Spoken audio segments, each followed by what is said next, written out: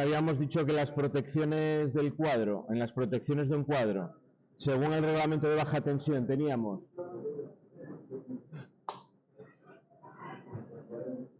protección contra sobrecargas, protección contra cortocircuitos.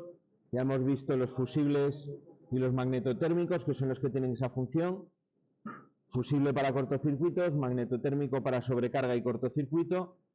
Luego teníamos que tener protección contra sobretensiones, que es la que veremos luego. Serán las protecciones de la instalación. Y luego teníamos las protecciones para las personas, donde teníamos la protección diferencial, que es la que vamos a ver ahora. Con eso completaríamos, desde el punto de vista de la alimentación, las protecciones que tengo que tener antes de lo que es propiamente el circuito. Bueno, en el interruptor diferencial habíamos visto ya lo que era un defecto, ¿no? Yo tengo una carcasa de un equipo eléctrico, una fase o un conductor activo se pone accidentalmente en contacto con esa carcasa. En el momento en el que una persona toque, le va a sufrir una descarga eléctrica porque esa carcasa está en tensión. ¿Vale? ¿Qué se hace para evitar ese problema, para proteger a las personas de eso? Pues lo que se hace es, lo primero, conectar la carcasa, todas las carcasas de todos los equipos, a tierra. Ese cable que ya conocéis de color amarillo-verde, que va en las viviendas, en las instalaciones industriales, uniendo todas las masas metálicas. Una vivienda pues va por todas las tomas de corriente, que es donde voy a enchufar los receptores. Llega a todos los puntos de luz también de la vivienda, a través del circuito de alumbrado. En una instalación industrial, pues también se va a hacer exactamente igual. Todas las carcasas de los cuadros, todo lo que es el armario, los armarios eléctricos, las carcasas de los motores, todo va a estar unido a tierra. Si estoy en una red de tipo TT, ¿vale? En industria hay veces donde tengo otro tipo de redes donde incluso no puedo tener los receptores que estén conectados al neutro en vez de estar conectados a tierra. Tengo, por ejemplo, un tipo de distribución TN. Pero bueno, en general, si estoy en una red TT va a ser lo habitual. Después de haber conectado toda la tierra, la segunda medida que tomamos es poner este tipo de protección, que es el interruptor diferencial. El interruptor diferencial, si yo tengo la instalación puesta a tierra, lo que va a hacer es detectar esa corriente de defecto que se está derivando por tierra. La instalación de tierra, la función que tiene es que se establezca ya una corriente de defecto y hacer que el diferencial pueda disparar, pueda detectarla y pueda disparar. Si yo no tengo instalación de tierra, no tengo corriente de defecto y el diferencial no saltaría. ¿Vale? El diferencial saltaría en el momento en el que una persona haga contacto. Por eso el reglamento os dice que el interruptor diferencial, incluso no habiendo instalación de tierra, si es de 30 miliamperios de sensibilidad, puede actuar también como protección. ¿Vale? No lo dice para que no pongáis tierra, poner tierra es obligatorio, pero bueno, nos recuerda que incluso en el caso de que se perdiese, voy a estar protegido por el diferencial.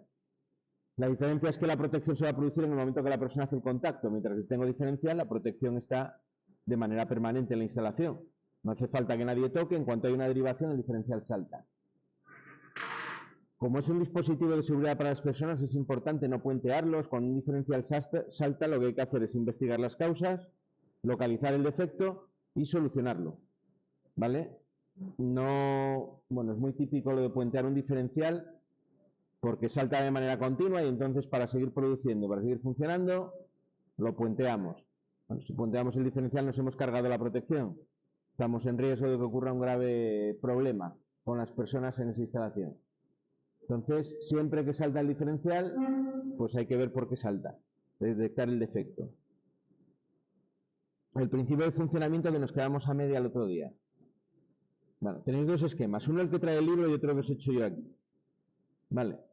Los dos realmente corresponden a un diferencial, porque bueno, hay diferenciales, sobre todo cuando son corrientes altas, donde lo que tengo es un toroide y los conductores pasan por el medio. Sabéis que todo conductor genera un campo magnético. Como tengo, por ejemplo, ahí la figura es uno monofásico, tengo una corriente de fase y otra de neutro que siempre van en sentidos contrarios, los campos magnéticos que generan son de sentidos contrarios también. Ese campo magnético se canaliza a través del toroide, que es de material ferromagnético, por lo tanto las líneas de campo tienden a encerrarse y a establecerse dentro de ese material. Y tengo una bobina en ese toroide que, como las corrientes son alternas, Si tengo un campo magnético resultante, un flujo magnético resultante, es porque las corrientes son distintas. Si las corrientes son iguales, sería siempre cero, porque los campos son iguales y contrarios. Si aparece ahí un campo magnético, es porque hay un defecto. Lo que va a hacer ese campo magnético, que es variable, por autoinducción electromagnética, es inducir una tensión en esa bobina. Y esa tensión de esa bobina lo que va a hacer es disparar un relé, que es lo que me abre los contactos del diferencial. Bueno, muevo una pequeña pestañita, como los contactos están cargados con el muelle, si muevo, le doy a una especie de culata que tiene, que lo que hace es abrir los contactos. Vale, los libera del muelle. Dibuja ahí incluso arriba el resorte. Vale. En los de pequeña corriente, pues puede ser también con dos bobinas. Vale, es exactamente lo mismo. Después el principio de una bobina IF que genera un campo magnético en un sentido, que es la corriente de fase. La del neutro está arrollada de tal manera que genera una corriente en sentido contrario. La corriente es contraria, el campo magnético va en sentido contrario. Y si son iguales, pues los campos magnéticos se anulan. Os puse que el campo magnético resultante es la diferencia entre el de fase y el de neutro. Si son iguales sería cero, no pasa nada. En el momento en el que son distintos, se induce, porque ese campo magnético es variable, una fuerza electromotriz en la bobina que hace disparar el relé. Vale. Este es el principio de funcionamiento de un diferencial. ¿Por qué 30 miliamperios? Porque el reglamento nos dice que deberán de ser para una vivienda de 30 miliamperios. Por el tema de que es la corriente que soporta el cuerpo humano, o que estadísticamente soporta el cuerpo humano sin problema, ¿no? Sin sufrir daños de ningún tipo. Entonces marca ahí el límite. De esa manera, incluso aunque yo perdiese la tierra, estaría protegido, porque en el momento en el que la persona toca y sufre la descarga, esa descarga como mucho va a llegar a 30 miliamperios. Si fuese de menos y el diferencial no saltase, pues la persona no le va a pasar nada porque esa corriente no es peligrosa en principio. Vale. Vale. Esta es la habitual que tenéis, la protección habitual cuando tengo una red de distribución pública contra contactos indirectos. Vale. Ya os digo, si tenemos otro tipo de distribución del neutro, pues puede incluso en redes TN utilizarse el automático como protección contra contactos indirectos. Lo que se hace es utilizar el neutro como conductor de protección y entonces cuando se produce una derivación sucede algo similar a un cortocircuito, ¿no? Porque la fase se pondría en contacto con la carcasa está unida al neutro, sería un contacto entre fase y neutro. Eso es válido, normalmente se hacen instalaciones que tienen poca longitud de cable, es decir, que están muy cerca del centro de transformación, porque necesito que esa corriente sea suficientemente grande para hacer saltar la protección magnética, ¿no? La que salta en 10 milisegundos. Ya vimos cómo era el automático. Si tiene que saltar la térmica, no me vale porque el tiempo no es admisible. Tiene que ser el diferencial, y en este caso el automático haciendo protección diferencial, tiene que tener un tiempo de respuesta que sea en torno a los 10 milisegundos, ¿vale? Tiene que ser bastante rápido. Instantáneo habíamos llamado el otro día, ¿no? Se considera instantáneo. Bueno, pinta que tiene el diferencial. Ahí tenéis uno. Yo os dejo otro para que lo paséis y lo veáis. Este sería el que os voy a dejar. Uno de calibre 40 amperios, sensibilidad 0,3. ¿Vale? 0,3 serían 300 miliamperios. Este no me valdría para vivienda. Este sería para una instalación ya de otro tipo. ¿Vale? Veremos en coordinación de las protecciones cómo cuando tengo que encadenar varios diferenciales, a medida que voy poniendo los aguas arriba, cada vez tienen que tener mayor sensibilidad. Esta aguas abajo puede ser de 30, el siguiente por encima, pues a lo mejor será de 100 miliamperios, luego tendré otro de 300. Tengo en instalaciones comerciales, en instalaciones industriales, lo que se llaman los bloques, en Merlin Gehring o en Schneider lo llama el bloque Billy. Es un toroide separado de la protección, el mismo toroide del diferencial, que lo sitúo donde yo quiero detectar y de ahí salen unos cables a lo que es propiamente el relé, donde se produce el disparo, ¿vale? Es un diferencial donde tengo separado el toroide de lo que es el bloque del diferencial. porque es más cómodo de instalar, sobre todo cuando son cables de grosor grande, es mucho más cómodo sacar el toroide fuera y situarlo donde quiera, ¿no? En el tramo del cable. Tienen además para fijarlo en el cuadro, en el carril o...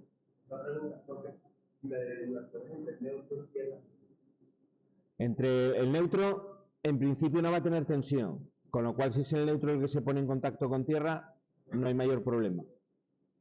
¿Vale? El neutro, cuando aparece tensión, que pueden aparecer unos pequeños voltios, porque tengo las instalaciones muy desequilibradas. Cuando tengo instalaciones muy desequilibradas, el neutro va a tener circulación de corriente. Estoy hablando de una instalación trifásica. En una instalación trifásica, teóricamente, lo veréis en electrotecnia, el neutro no debe de llevar corriente, porque en una instalación trifásica las corrientes de fase, si están equilibradas, se compensan unas con otras, se anulan unas con otras. Es decir, lo que va por una fase vuelve por las otras dos, siempre se están anulando. Entonces el neutro no suele tener corriente. Cuando el neutro tiene corriente es porque tengo fases desequilibradas. Si, por ejemplo, imaginaos que tengo 3 lámparas monofásicas, ¿no?, conectadas a una red trifásica entre fase y neutro. Si yo solo enciendo una lámpara, lógicamente voy a tener un desequilibrio, ¿no? Voy a tener 2 fases con 0 amperios, una fase con los amperios que lleve la lámpara y el neutro con la misma cantidad de corriente. Si tuviese 3 lámparas iguales, la corriente del neutro iba a ser 0, se iban a anular las 3 corrientes. Lo veréis, no me voy a parar a hacer los gráficos, pero en el electrotecnia nos lo explicarán, ¿vale? Porque eso es así.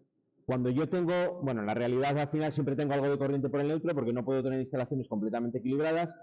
Entonces esa corriente, cuando circula por el cable de retorno hacia el centro de transformación, produce una caída de tensión, que es esa pequeña tensión que aparece en el neutro, ¿no? 5 voltios, 10 voltios. Si tengo una corriente de neutro muy grande, pues puede aparecer una tensión más grande. Pero normalmente no son tensiones que sean peligrosas. Sabéis que hasta 24 voltios en condiciones de humedad es lo que se considera tensión segura, ¿no? De hecho, el reglamento lo llama, me parece que el nombre es muy baja tensión de seguridad. Por debajo de 24 voltios estamos seguros. Por debajo de 24 yo puedo conectar y desconectar en carga y puedo hacer lo que quiera, que no hay peligro. Por eso muchas instalaciones de mando industriales van a 24 voltios. Si tengo un proceso industrial donde tengo líquidos, si tengo humedad y vapores, y que es bastante habitual, con una instalación a 24 voltios, mucho más segura que en una instalación de mando a 230 voltios. Ten en cuenta que a 24 voltios van a estar los sensores, ¿no?, que están distribuidos por la instalación. Ese es un poco el motivo también. Bueno, el esquema normalizado, el dibujo que tiene el diferencial, es como una elipse que representa el toroide, cogiendo los cables de salida, y de ahí me va a un accionamiento manual muy similar del que tengo en el símbolo del automático. No ese cuadrado que significa que se suman, la línea discontinua que significa unión mecánica, y bueno, me está uniendo el toroide con el accionamiento manual y con los contactos. Y luego el aspa, que significa accionamiento automático, interruptor automático, ¿vale? Entonces normalmente llamamos interruptor automático al magnetotérmico, pero la palabra automático se refiere a que tiene un relé que lo hace disparar, que dispara de manera automática. Pasa que le ha quedado el nombre de automático como referido solo al magnetotérmico, pero el diferencial realmente también es un interruptor de disparo automático. Por eso me pone ese aspa en el símbolo. No lo veis muy bien, pero sería algo así. En el símbolo se pone aquí un aspa en el extremo, ¿vale? Eso significa que es de accionamiento automático. Muchas veces se pone y otras veces se omite, directamente. Muchas se pone y a veces se omite. Se podría poner también, que a veces lo vais a ver representado, con un círculo en el diferencial. ¿Por qué? Porque ese círculo me representa que es un interruptor. Sobre todo en el símbolo unipolar, a veces lo vais a ver así. ¿Vale? En vez de con el aspa, con el círculo. El círculo significa interruptor. El aspa significa automático. Ahí tenéis el bipolar y el tetrapolar. ¿Vale? Son los dos tipos que existen. No existe el diferencial tripolar, ni o 4 polos o 2.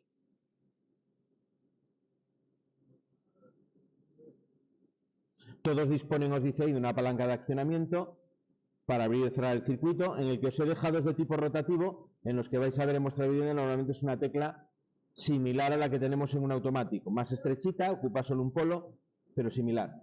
Luego lo que tiene también es un botón que llama de test, es un botón que tiene grabada una letra T y que sirve para verificar si está funcionando bien. En ese botón lo único que hago es poner aquí una... A ver si lo dibujo bien. Lo que tiene es internamente una resistencia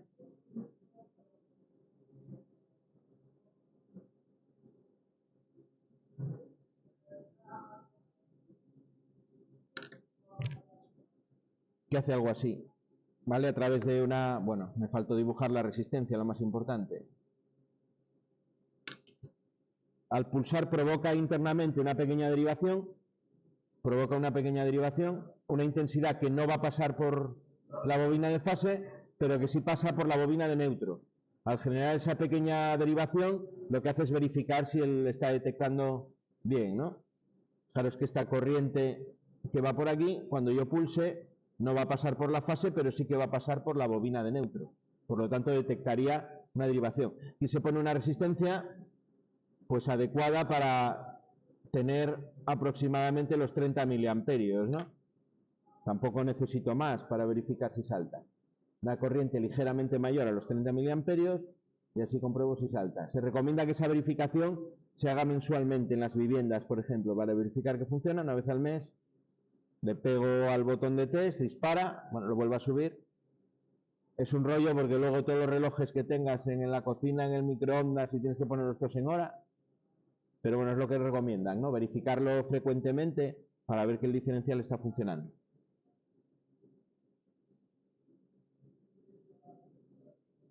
Venga, más cosas, las características, ¿no? Que es lo que me interesa a mí de cara a seleccionar, a tener criterio técnico para seleccionar un diferencial.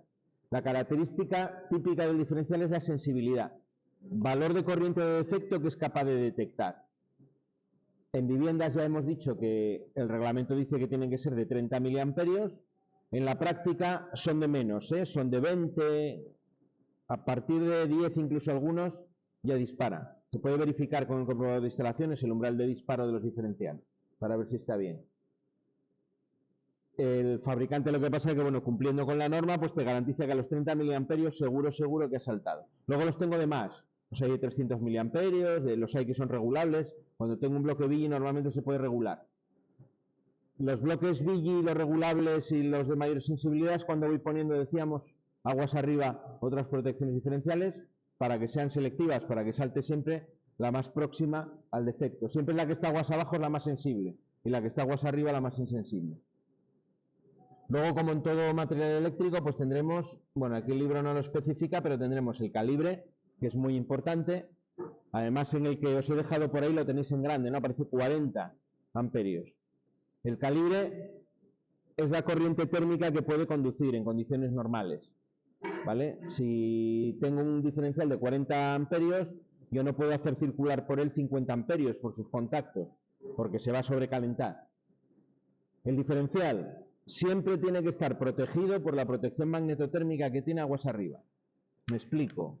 Si yo tengo aquí, vamos a dibujar en unifilar un esquema de protecciones. Tengo un interruptor general, por ejemplo, de 25 amperios, 25 no, de 40. Tengo un interruptor general de 40 amperios. Yo aquí no puedo tener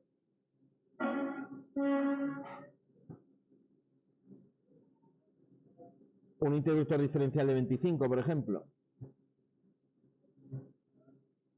Imaginaos que luego aquí tengo los PIAs, los diferentes circuitos. ¿Vale? Esto sería, por ejemplo, de fase y neutro. ¿Unifilares habéis visto algo con Ricardo? Sí, ¿no? Vale. ¿Por qué está mal esa instalación? ¿Por qué está mal esa instalación? Problema aquí lo tengo con esto. Este es de 40 amperios, pero este de aquí es de 25. ¿Qué pasa si por la instalación están circulando 35 amperios? El diferencial se está sobrecalentando, el diferencial solo soporta 25, mientras que la protección de arriba no salta porque es de 40 amperios y en 35 no debe saltar. Siempre el calibre del general tiene que ser igual o más pequeño que el calibre del diferencial para poder protegerlo. Es decir, aquí sería correcto si fuese al revés. Bueno, sería correcto. Sería una tontería porque podría poner otro de 25, pero si lo tengo así estaría cumpliendo. Si este es de 25 y aquí pongo uno de 40, pues está protegido sin problema, ¿no? Lo normal, si ese es de 25, pues que el diferencial sea de 25 también. ¿Vale? De calibre 25. Tenerlo en cuenta porque eso es un error, iba a decir común, bueno, afortunadamente no es un error común, pero es un error que a veces se puede cometer. Equivocarme con el tema de las protecciones y no poner el calibre en el diferencial adecuado. En el diferencial entonces tengo dos valores, el calibre, que es la intensidad térmica normal, y luego el valor de sensibilidad, que es el que dispara. ¿Vale? El magnetotérmico tenía también dos, tenía el calibre, que era el que me marcaba la protección térmica, y el poder de corte, que eran kiloamperios normalmente, ¿no? Que era la corriente de cortocircuito que soportaba. Bueno, ahí tenéis el frontal del diferencial, con la tecla de test, con el esquema. Este sería de la marca Siemens. El calibre, ¿vale? La intensidad nominal, la tensión. Nos aparece un poder de corte, ¿no? También, que tendrá que estar en relación con el valor del poder de corte de las protecciones magnetotérmicas que tenga, la corriente de cortocircuito que va a soportar, o la corriente de corta duración. Y suelen tener la mayoría un pequeño esquema en el frontal también, de sus conexiones. No lo dije hasta ahora, pero una cosa que debéis de fijaros en todas las protecciones siempre, aparte, que es una chorrada, pero a veces puede dar problemas, es en la máxima sección de cable que puedo embornar, ¿vale? Normalmente en estos de las gamas que son para vivienda me parece que son 35 milímetros cuadrados de sección. Por encima de 35 no voy a poder meterle el cable, así que ni me lo pienso, ¿vale? Ya tendría que ir a otro tipo de conexión, otro tipo de componente.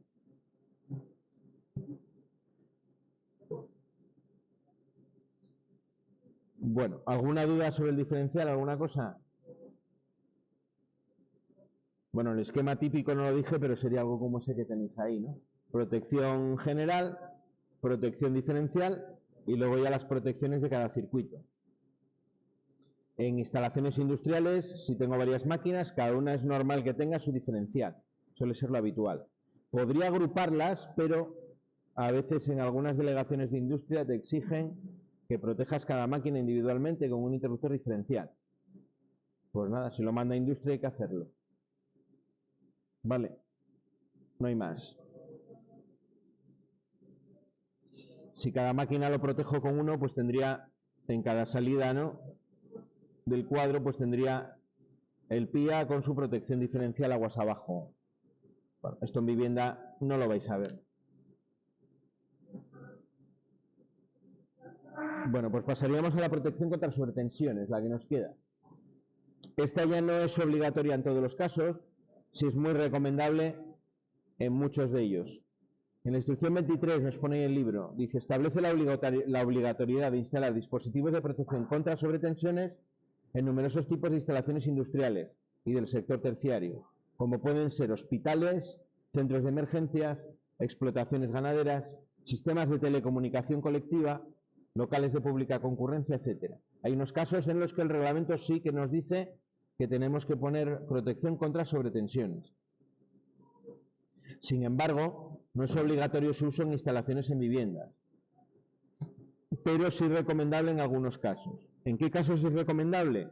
Cuando estoy abastecido desde una red de distribución pública de tipo red aérea, es decir, cuando tengo un centro de transformación intemperie cerca de donde yo estoy, o tengo centro de transformación y la salida a la línea es una línea también aérea de baja tensión, es decir, sobre todo en zona rural o en zonas, no en zonas rurales, pero a lo mejor zonas residenciales que no están dentro del núcleo urbano, ¿vale? Polígonos industriales también muy típico tener ese tipo de distribución eléctrica. Cuando me abastezco de una red aérea o tengo muy en proximidad una red aérea, normalmente voy a tener que instalar esa protección contra sobretensiones. ¿Dónde no es tan imprescindible ponerlo? Por ejemplo, en el centro de ciudades como Oviedo, como Gijón, como Madrid, dentro de una distribución urbana, va a haber un montón de centros de transformación que van a estar todos unidos en anillo.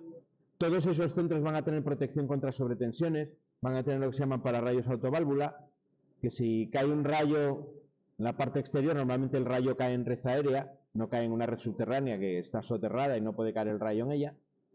Van a filtrar ese rayo cuando llega a la red subterránea, llega a los centros de transformación, está ya más que filtrado. Lo va a filtrar el apoyo del centro de transformación, bueno, va a filtrarse por varias maneras. ¿vale? Entonces no va a ser tan importante, no voy a tener ese peligro. El origen de esas sobretensiones, aquí en la edición antigua del libro entraba mucho más al detalle, aquí no nos especifica mucho. Suelen ser o bien de tipo rayo, que es la más destructiva, cuando cae un rayo en la red eléctrica y se transmite su energía a través de la red y quema todo lo que encuentra a su paso. Un rayo que no se filtra de ninguna manera puede llegar a quemarte completamente la instalación, incluso hasta el punto de que te va a fundir el cable y no lo vas a ver en el tubo. Vas a meter el dedo para ver dónde está el cable y el cable no está. Encontrarás restos de metal fundido, pero el cable se volatiliza completamente. Vale. Igual que el filamento de una bombilla cuando funde, que un momento ahí que el metal pasa a estado gas casi, y casi no se ve ni resto. De hecho, a veces, cuando funde una bombilla, podéis ver el metal pegado al cristal por la parte de dentro, ¿no? Y eso quiere decir que se ha fundido completamente. Pues aquí pasa algo igual con los rayos y las instalaciones. Y luego tengo otros tipos de sobretensiones que son las que se llaman de maniobra, organizadas por la red. Cuando tengo una subestación y un transformador conecta-desconecta, se producen unos fenómenos transitorios que pueden elevar la tensión temporalmente. Y eso, en una instalación de baja tensión que esté conectada, si se transfiere a través del centro de transformación correspondiente, puede originar una sobretensión en la instalación y problemas, ¿no? El más típico, pues que se te quemen receptores que tú tengas, las fuentes de alimentación, si tienes suerte, incluso el receptor completo. Era lo típico de, bueno, que se te quemaba la televisión, o hoy en día que tenemos mucha electrónica en casa, pues suele ser relativamente habitual. Esto ocurría antes mucho más que ahora. Hace años yo me acuerdo que esto era mucho más frecuente, las sobretensiones de maniobra. Hoy en día las instalaciones, al haber crecido y al haber aumentado las protecciones y demás por parte de la compañía, no suelen ser un problema las sobretensiones de maniobra, al menos en la zona en la que estamos nosotros, ¿eh? Bueno, la pinta que tienen las protecciones contra sobretensiones es esa de ahí. Fijaros el dibujo de la izquierda, lo primero que igual llama la atención. Va conectada a las tres fases y al neutro por un extremo y por el otro extremo va conectado a tierra. Lo que hace es, de manera muy somera, cuando la tensión se eleva, se vuelve conductor el interior de esa protección y deriva esa tensión a tierra, forma de corriente. Se vuelve conductor y entonces digamos que va a poner en las fases y en el neutro un potencial que se va a aproximar al potencial de tierra. Va a absorber la sobretensión conduciendo la corriente que se produce a tierra. ¿Vale? Esa es la idea. Con lo cual, al comerse la sobretensión, lo que está aguas abajo, que es la instalación, queda protegida. Por eso tiene que instalarse lo más aguas arriba que se pueda. Normalmente se pone justo a la salida del diferencial. Protección magnetotérmica, protección diferencial, y a la salida del diferencial se cogen las tres fases y el neutro y a la protección contra sobretensiones. Os dejo para que veáis una. Igual, bueno, es del mismo tipo que la que tenéis en la foto del libro. ¿Vale? Tiene, bueno, la conexión de las fases y el neutro entra por la parte de abajo y la conexión a tierra por la parte de arriba. Fijaros en el detalle de las secciones que pueden bornar. Esto está pensado pues hasta 35 también milímetros cuadrados de sección, pero también para la tierra. Luego aquí arriba tiene un contacto 1.1, 1.2, 1.4, un contacto conmutado, que es para tener una salida de detección. Cuando dispara, ese contacto se mueve y os puede servir pues para conectar con un sistema domótico, para dar una señal de alarma o lo que sea, ¿no? Que de disparo por sobretensión. Venga, le echáis un ojo. Luego tengo otras protecciones contra sobretensión que ya no van en el cuadro, sino que van en los receptores. Muy típico cuando tengo receptores muy sensibles, si estoy en una zona donde las sobretensiones son frecuentes o tengo alto riesgo, pues conviene poner una protección también en los receptores. Típicos ordenadores o en servidores o cargas electrónicas de estas muy sensibles se suele poner una protección. Incluso las hay como la que tenéis ahí, que son para poner como una toma de corriente. O en una regleta de estas de tomas de corriente, de enchufes, pues os incorpora esa protección contra sobretensiones, también derivando a través de tierra. Bueno, ¿cómo se representan? Ahí no está muy claro, pero el símbolo es el símbolo de un varistor, que es el componente electrónico que tiene dentro, que se vuelve conductor El símbolo es algo así, ¿vale? Ese es el símbolo que lleva dentro. Se vuelve conductor y deriva corriente, en este caso al conductor de protección. Vale. Bueno, ahí tenéis los diferentes símbolos, el monofásico, el bifásico, hasta el tetra, ¿no? Hasta el de 4. Tipos que tenemos, pues en principio 3, tipo 1, tipo 2 y tipo 3.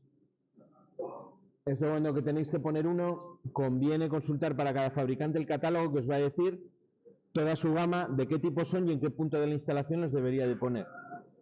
Tengo los de tipo 1, son los que mayor energía son capaces de absorber, ¿vale? Tienen el inconveniente de que no son los más rápidos. Aquí tenemos que hacer un compromiso entre la rapidez y la cantidad de energía que son capaces de absorber. Lógicamente, si tengo que absorber una sobretensión de tipo rayo, tengo que irme a un tipo 1, que tenga una capacidad de absorción de energía muy alta. Lo que pasa es que no va a ser lo más rápido. De todas maneras, si tengo un alto riesgo de caída de rayo, voy a combinar el de tipo 1 con el tipo 2 y tipo 3 en otras partes de la instalación. No sería solo una protección, sino que serían varias. La rapidez que tiene esa es bajo a media y el origen de la sobretensión, el que os decía, para rayos, ¿no? Es el que se suele poner. Cuando quiero mitigar el efecto de un rayo, pues pongo la protección de tipo 1. Luego tendría la de tipo 2 y tipo 3, que también sirven para rayo, pero también para conmutaciones de red. Tienen una respuesta ya más rápida, ¿no? El tipo 2, capacidad de absorción media alta, no puede absorber tanto como el 1, pero todavía absorbe gran cantidad de energía, y su rapidez está entre media y alta, es un poco más rápido que el anterior. Y por último el tipo 3, que tiene una capacidad de absorción de energía baja, pero una rapidez de respuesta muy alta. Esa es la que se pone justo antes de los receptores, más sensibles, porque bueno, va a protegerlos de manera muy rápida. Vale, se pueden combinar los tres en una misma instalación. Cuadro principal pondría el tipo 1, en un cuadro secundario pondría el tipo 2 y ya en receptores el tipo 3. ¿Vale? A medida que voy aguas abajo en la instalación, iría pasando de tipo 1 a tipo 2 y tipo 3. Vale, ya os digo, el catálogo del fabricante os va a decir cómo combinarlos y suelen ser bastante concretos a la hora de deciros cómo tenéis que seleccionarlo, elegirlo y demás. Bueno, y ahí tenéis el esquema con los diferentes puntos de instalación, ¿no? Según el tipo 1 en el cuadro general, ¿vale? Justo debajo del diferencial. Luego en el cuadro secundario tendría el de tipo 2, que está protegiendo cada circuito ya individualmente. Fijaros que lo tiene con unos circuitos derivados del diferencial y está protegiendo cada circuito. Y luego, en las tomas de corriente o en los receptores es donde tendría los de protección de tipo 3. Vale, en la foto que tenéis aquí, pues aquí tenéis el de tipo 1, el de tipo 3, que es ese que pone Siemens, que está en medio, y el de tipo 2, que es el de la derecha. Vale.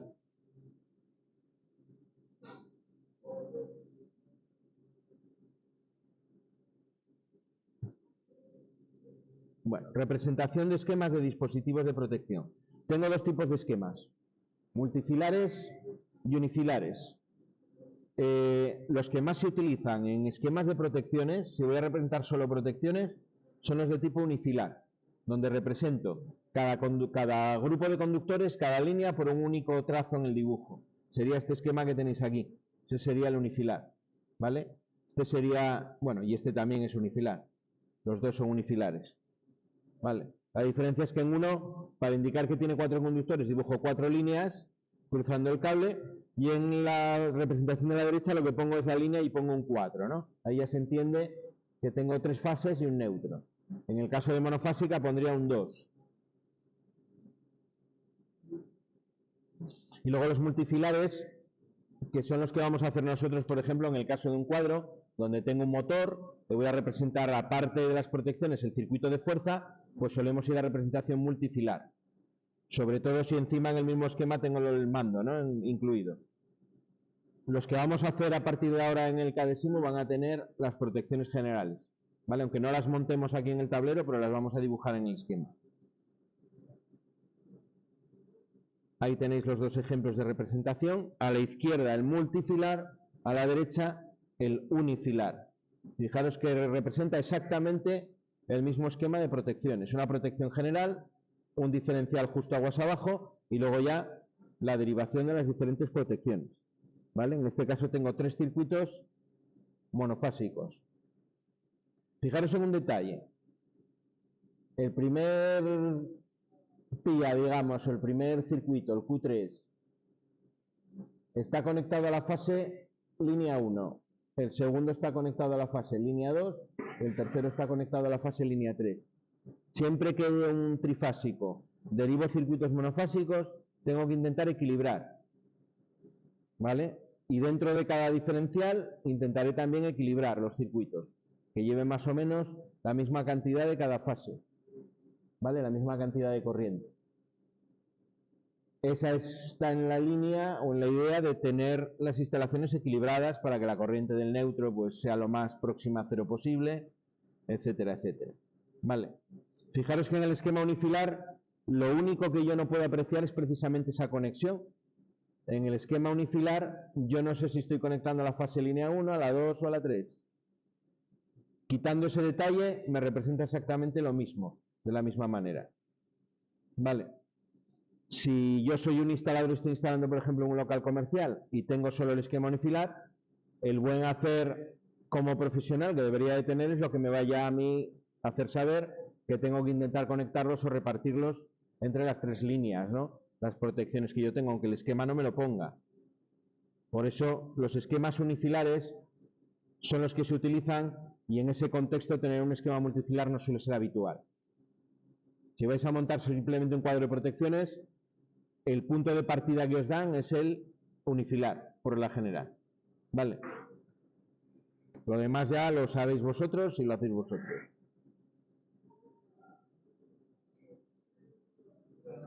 Y bueno, lo último que aparece ahí en el libro, en el tema, coordinación de las protecciones. Otro concepto también desde el punto de vista de las protecciones importante.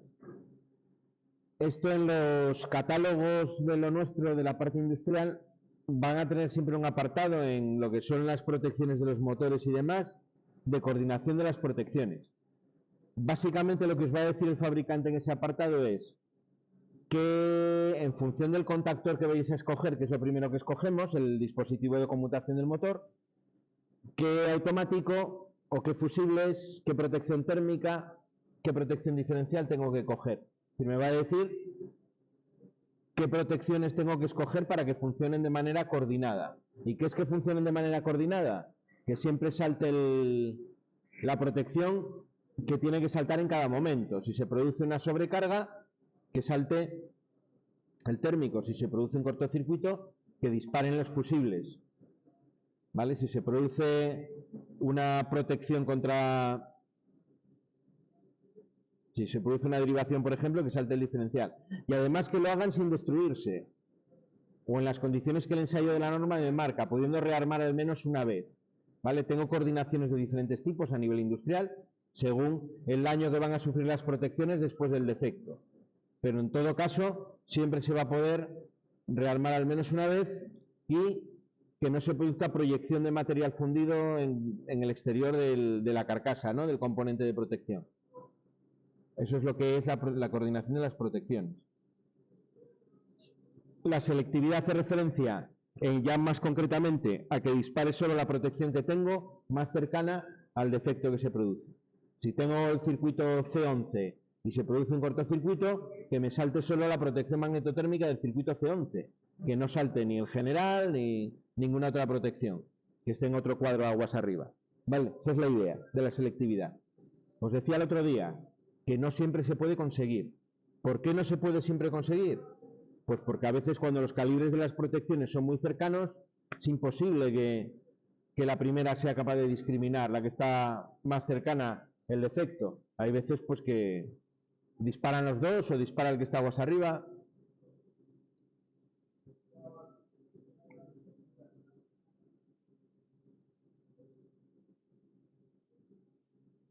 Vale. Otro concepto que me mete aquí dentro de la coordinación, lo que llama la filiación. Filiación. Palabra ya me está dando una pista. ¿Sabéis lo que significa filia, de filiación?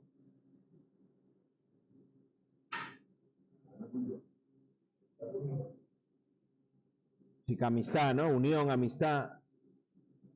Aquí el que está aguas arriba la protección va a ser tan enrollado y tan amigo de los demás que los va a proteger. Este de aquí va a ser el campeón de la amistad.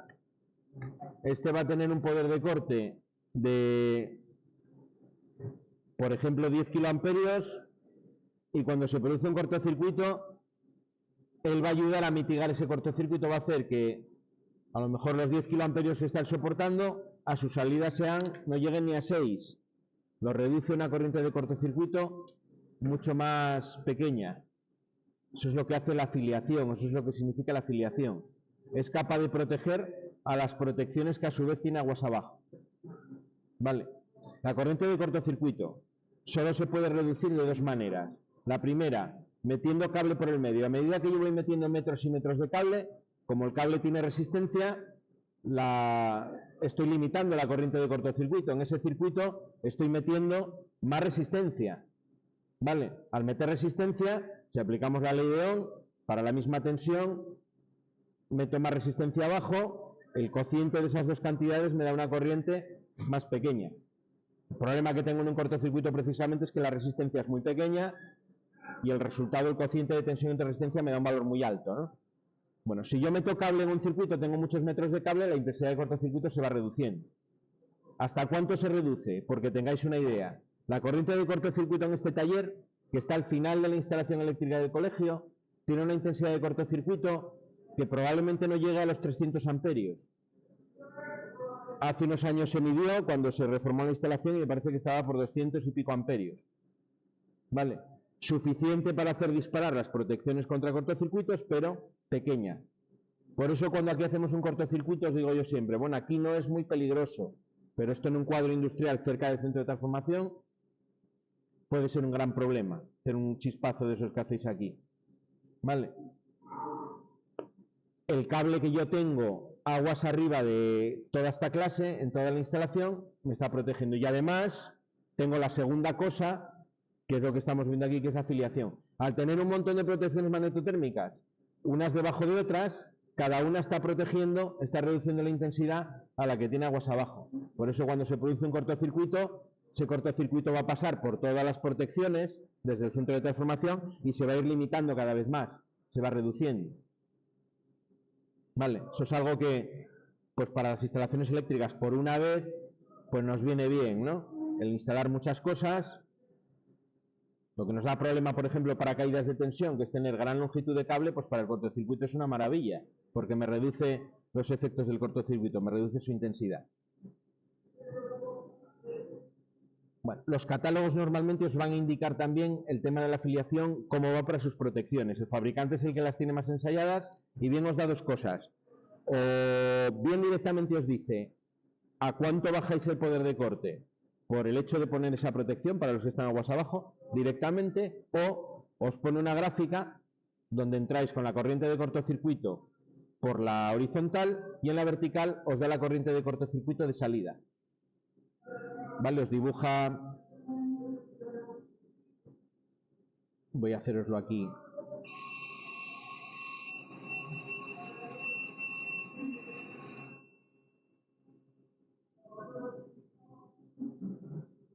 Os dibuja aquí corriente de cortocircuito prevista y aquí corriente de cortocircuito de salida.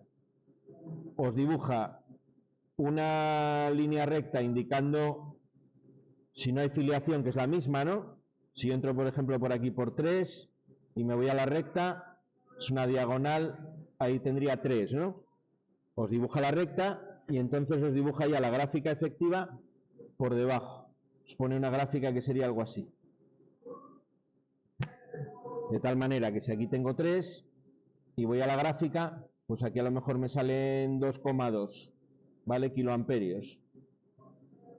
Vale, esa es la manera en la que el fabricante muchas veces me da el tema de la afiliación. A tipo práctico, ¿no? Yo estoy poniendo un cuadro y no tengo el catálogo a mano. ¿Cómo sé yo la afiliación? Pues para no perderos, si ponéis un escalón menos de poder de corte, normalmente nunca os vais a equivocar. Si tenéis uno de 6 kiloamperios como general, podéis poner uno de 3 kiloamperios de poder de corte en los que están a su salida y vais a acertar en el 90 y mucho por ciento de los casos. Vale. La regla práctica para no liarnos mucho con el catálogo y con... Cuando estoy diseñando una instalación, que lo estoy haciendo con tiempo, pues sí que lo compruebo, ¿no? Me voy al catálogo y miro a ver cómo puedo componer el cuadro para que la coordinación sea la adecuada. Vale. Bueno, tenéis, como siempre en todos los temas, pues el vocabulario ahí en inglés, para que os suene. Ya a partir del año que viene se modifican los ciclos de grado medio, va a haber un módulo de inglés para los que entren en primero. Porque bueno, queramos que no, el mundo tecnológico en el que vivimos mayormente es de habla inglesa.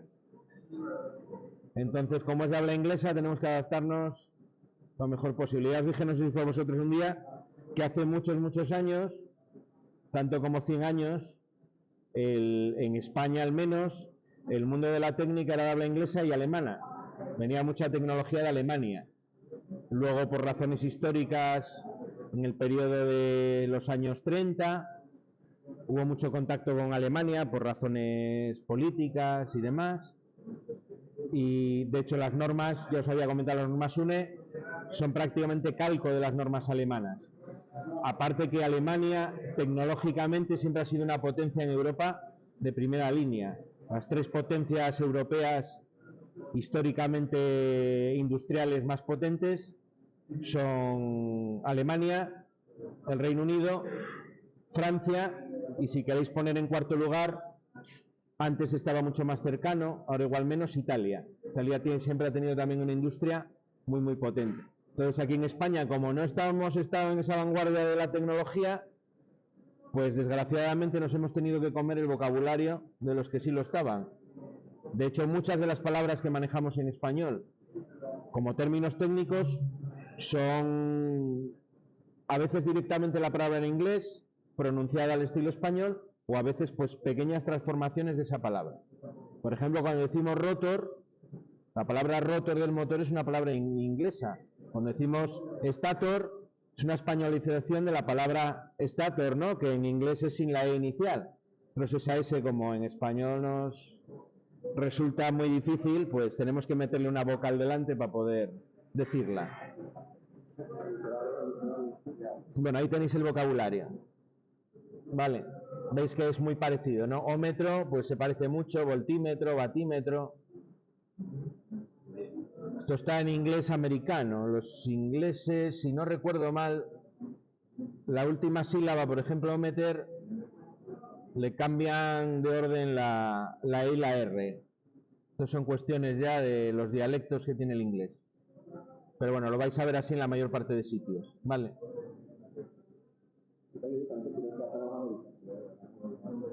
Esta la sabéis, ¿no? Aunque sea de ver la Fórmula 1, el que le guste. Anda que no dicen esta palabra a veces en una retransmisión, ¿no? Hablan del safety car, coche de seguridad. Vale, switch, que es interruptor, de ahí viene esa S que utilizamos con los pulsadores, viene de ahí de switch. Device, dispositivo, esa también la conocéis seguro. Interruptor magnetotérmico, si lo traducimos literalmente sería el rompedor del circuito, ¿no? El que rompe el circuito.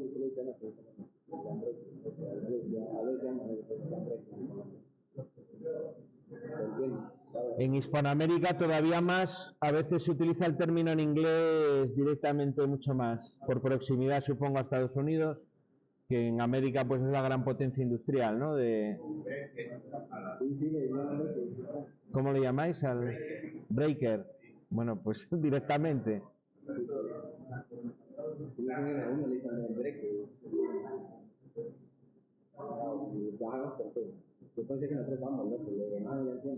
Aquí en España el orgullo europeo nos hace todavía transformar un poco más las cosas, pero por ahí andamos también. Y esos serían los contenidos teóricos del tema. ¿Vale? Esos serían los contenidos teóricos. Luego nos propone aquí el libro unas prácticas que en este módulo no vamos a hacer porque las vais a hacer en el módulo de viviendas, que es la de montar un cuadro solo de protecciones. Nosotros aquí nos vamos a centrar en los cuadros de automatismos. Entonces yo considero que con los que vais a hacer en viviendas tenemos esta parte perfectamente cubierta, ¿vale? Vais a hacer cada uno, al menos lo que se hacía otros años, vais a hacer uno directamente y luego cuando vayáis a los cuadros de vivienda pues tenéis que montar ahí el cuadro también, ¿vale? Con todas las protecciones. Para nivel de electrificación básico y para nivel de electrificación normal, los dos. Más luego los de los garajes, la cafetería, todos esos casos.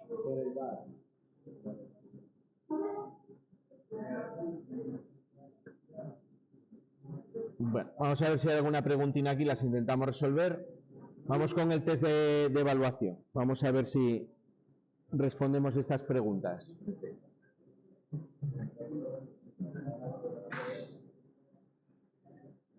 Venga, vamos a ir respondiéndolas así en orden. Empezamos por aquí por Jason. Primera pregunta. La corriente continua se conoce como AC, DC, AM, VA.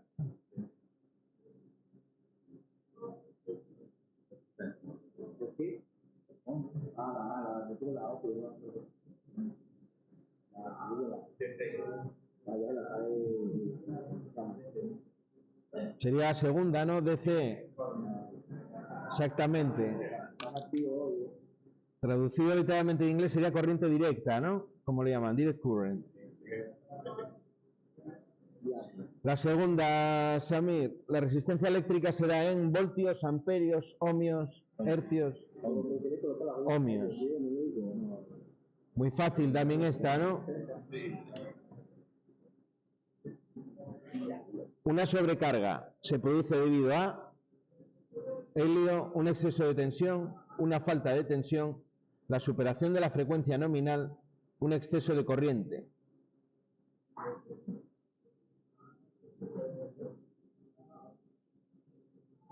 ¿Estás seguro? ¿No quieres cambiar de respuesta?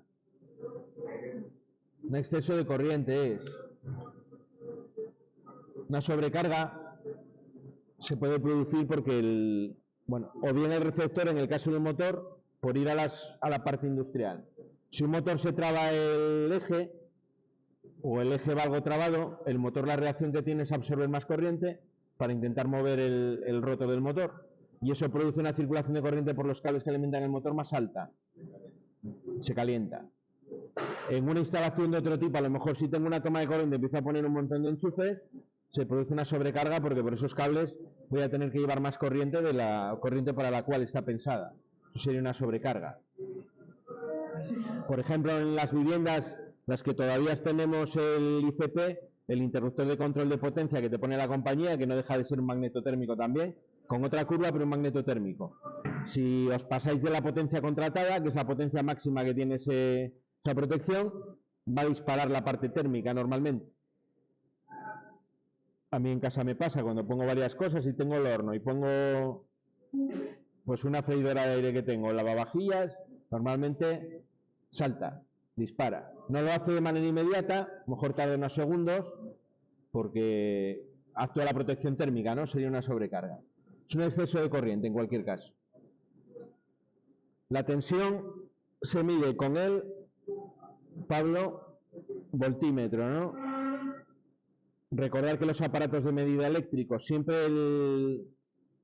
nos referimos a él en el nombre por la unidad de lo que miden. Voltios es la unidad de tensión, por tanto el voltímetro mide tensión, ¿vale? Siempre utilizamos la unidad como nombre del componente, del dispositivo de protección en este caso.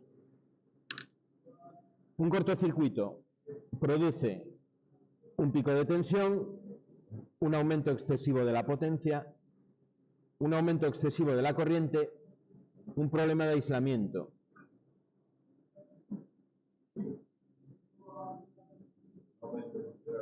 Un aumento excesivo de la corriente en un cortocircuito es una corriente anómalamente alta y muy alta, más alta que una sobrecarga. Si recordáis las curvas de disparo, empezaban, la que tenía la curva más rápida, a cortocircuito empezaba de 3 a 5 veces la intensidad nominal, que era la curva tipo B. Luego tenía de 5 a 7 la curva tipo C, que es la más normal en una vivienda. Luego tenía la curva tipo D, 10 a 14, ¿vale? Es decir, es para corrientes, un exceso de corriente y un exceso muy grande. Un fusible hace la misma función que, siguiente, Rubén, un diferencial, un protector contra sobretensiones, la toma de tierra, un interruptor magnetotérmico. No, no es esa. Piénsatelo.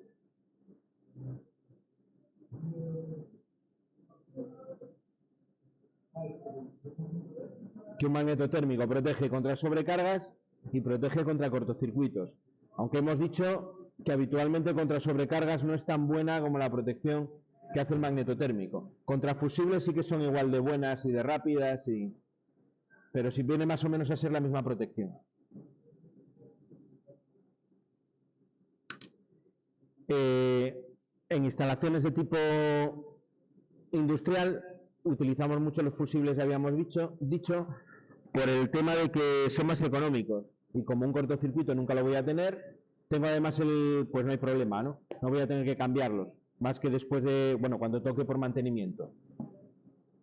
Además, el hecho de tener fusibles AM, que son esos que no disparan en la primera parte, tienen la curva como más separada hacia la derecha, hacen que cuando el motor arranque lo ignoren.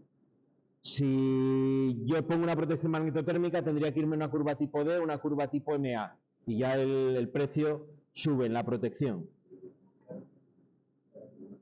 La 7, Abate, un interruptor tetrapolar permite la conmutación de 3 fases, 2 fases, 3 fases y neutro, 3 fases y toma de tierra. Piénsatelo, no es la correcta esta. Tetrapolar.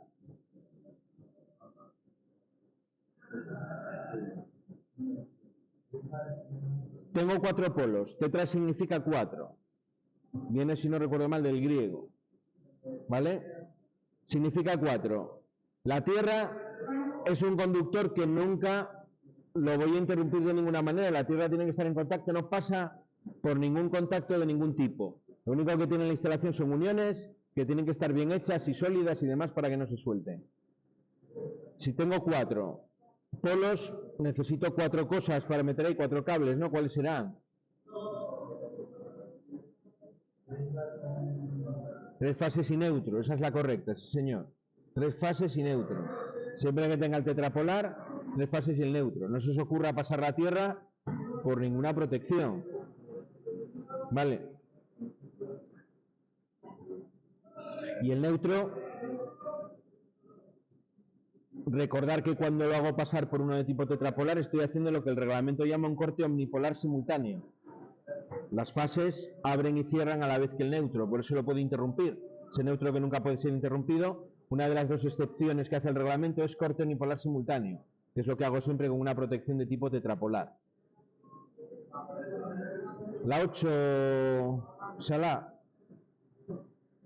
En un dispositivo de protección, la característica del poder de corte hace referencia a el número de polos, valor máximo de corriente con la que se produce el disparo, valor máximo de tensión con la que se produce el disparo, la corriente nominal.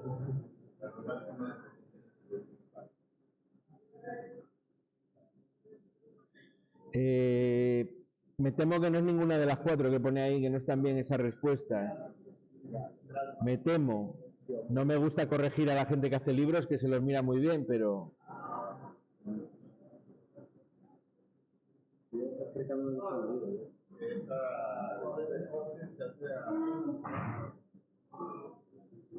A ver, no es la B, que es la que...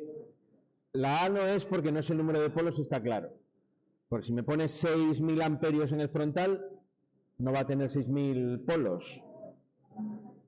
La corriente nominal tampoco. La corriente nominal, normalmente nos referimos por la corriente nominal al calibre de la protección. Es decir, tengo un automático de 16, de 10, de 25, de 20. El valor máximo de la tensión con la que se produce el disparo, tampoco, porque si es corriente, poder de corte, es una corriente, no es una tensión. Y la que me queda, que es la B, el valor máximo de corriente con el que se produce el disparo, Bueno, valor máximo sí, puede ser. Valor máximo de corriente. Yo más que con se produce el disparo diría que soportaría la protección sin sufrir daño, sin destruirse. Vale. Bueno, de alguna manera también os garantiza que por debajo de ese valor va a disparar sin problema. Sería la B. Vale. Lo que pasa es que la redacción que tiene, ya os digo, no quiero corregir al del libro, pero yo no lo hubiese expresado así.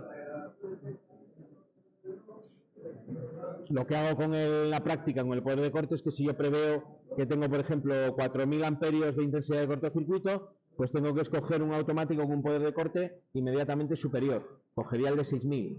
Si voy a tener 8.000 amperios de intensidad de cortocircuito, me cojo el de 10.000, ¿vale? Que soporte esa intensidad. María, un dispositivo de tipo Diacet es un fusible, un interruptor diferencial, un interruptor magnetotérmico o un instrumento de medida. ¿Qué te suena que es? Esto lo vimos ya en las primeras clases del tema, ya no te acordarás. Es un tipo, además de lo que es un tipo muy concreto que se instala en una parte muy concreta, o se utilizan en una parte muy concreta, os dije, de las instalaciones. No, no es esa. Sería la A, sería el fusible. Son los fusibles que ponemos en el embarrado de la centralización de contadores, son de tipo Diacet. Son los que son por uno de los extremos son cilíndricos, pero tienen un extremo como la conexión más estrechita que el otro. Esos son los de tipo Diacet. Porque están pensados para meter en el casquillo y meter la otra parte roscada encima, y entonces tienen esa forma para que encaje bien. Pero sería un fusible.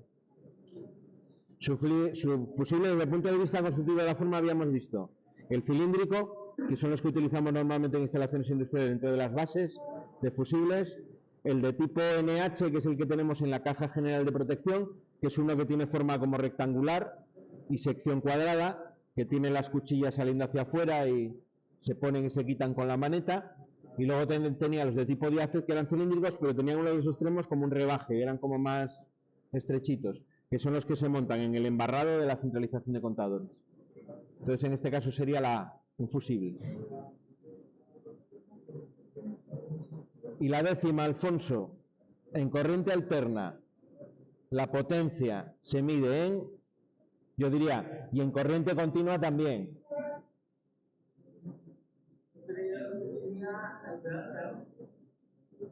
No, la impedancia se mide en ohmios. La impedancia tiene las mismas unidades que la resistencia. Es el concepto equivalente de impedancia de resistencia en corriente alterna, es la impedancia. Vatios.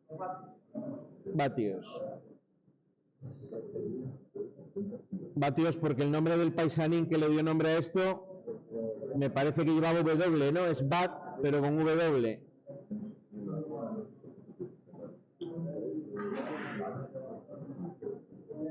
Y con 2 T's me parece que llevaba el nombre del señor Bat. Los científicos de aquella época, siglo XVIII, siglo XIX, tenían el detalle de cuando inventaban algo le ponían su nombre. Así dejaban su nombre escrito para la posteridad.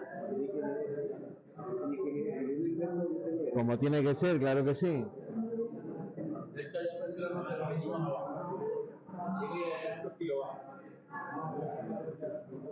Allí lo diréis en inglés, ¿no?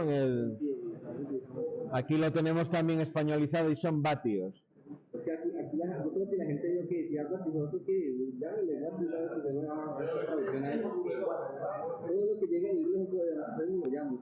Aquí hacemos como la del vídeo este que salía por YouTube, que era viral, la de aquí todo es español, pues hacemos exactamente igual para todo. ¿Sabéis cuál digo, no? La del programa.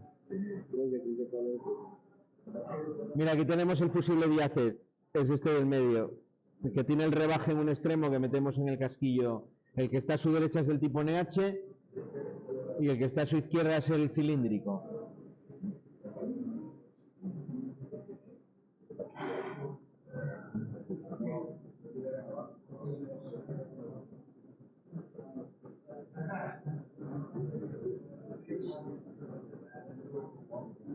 Bueno, vamos a dejar aquí la parte de explicación de teoría y pasamos hasta las 11:15 con el taller. Vale.